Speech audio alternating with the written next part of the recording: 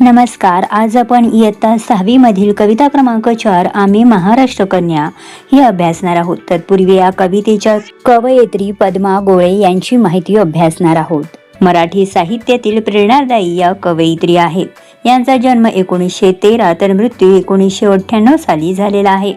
प्रसिद्ध कवयित्री, लेखिका आणि नाटककार या म्हणून परिचित आहेत. आता त्यांच्या प्रमुख साहित्य कृती कोणकोणत्या आहेत तर आकाशवेडी, श्रावणमेघ, निहार आणि स्वप्नजा हे त्यांचे कविता संग्रह प्रसिद्ध आहेत. स्वप्न व रायगडावरील एक रात्र ही नाटिका त्यांची प्रसिद्ध आहे, तर वाळवंटातील वाट ही कादंबरी ही प्रसिद्ध आहे. ही कविता आकाशवेडी या काव्यसंग्रहातून घेण्यात आलेली आहे.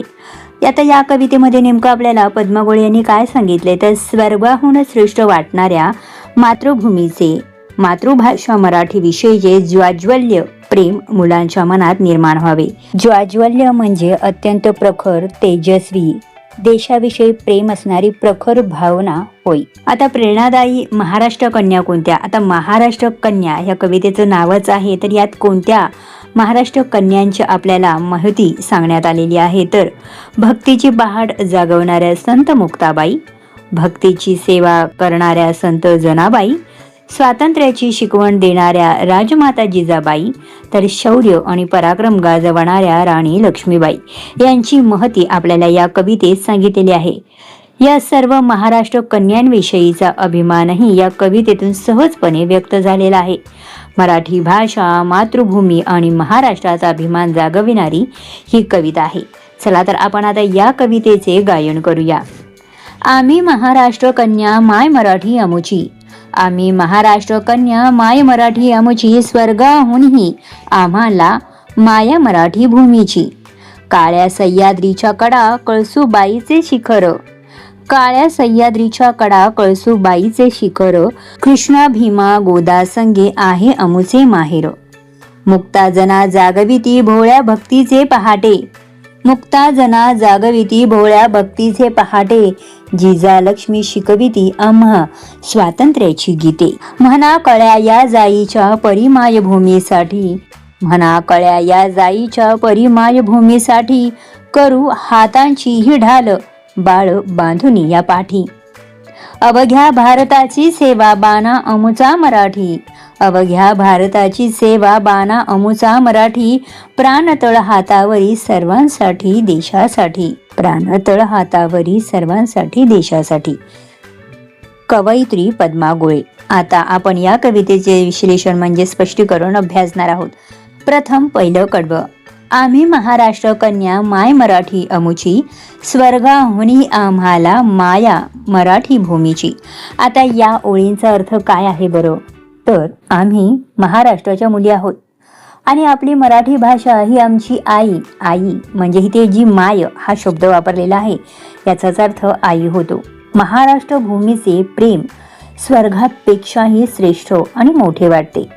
आपल्या मातृभूमीची माया आमच्यासाठी स्वर्गापेक्षाही जास्त मोलाची आहे असेही ते कवयित्री सांगत आहे. जसे की या संपूर्ण जगामध्ये आपल्याला आपली आई खूप प्रिय असते. आईसमोर कोणतीही गोष्ट नगण्य असते.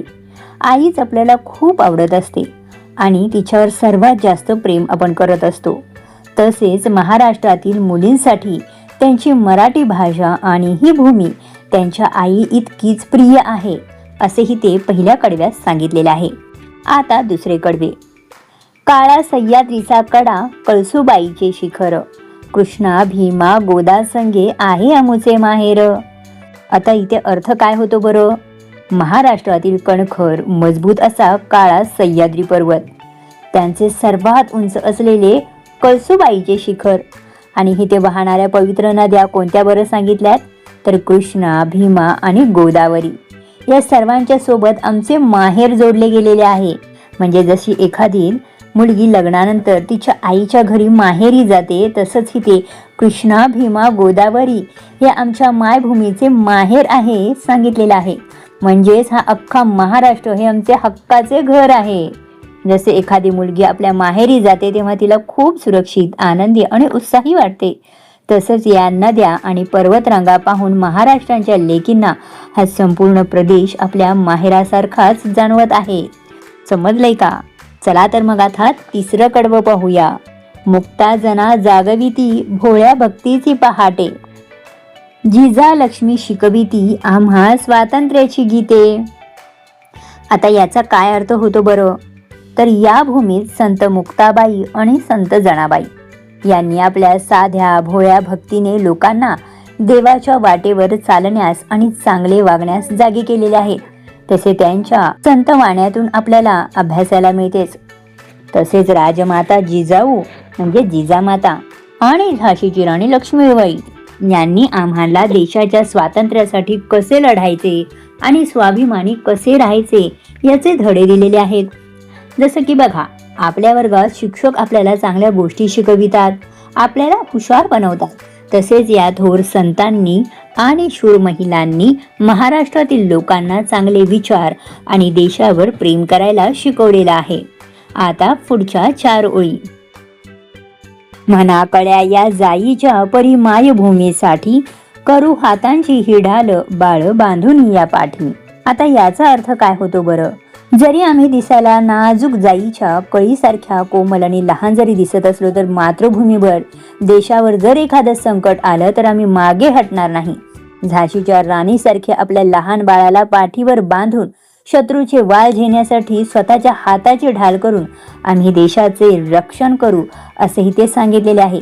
जसे एखादी चिमणी आपल्या पिल्लांचे रक्षण करण्यासाठी मोठ्या कावळ्याशी किंवा पक्षाशी सुद्धा जिद्दीने लढते, तसेच या भूमीतील मुली संकट समयी स्वतः धाडशी बनून शूर बनून या संकटांचा त्या सामना करतील. आता आपण शेवटचं कडवं पाहणार आहोत.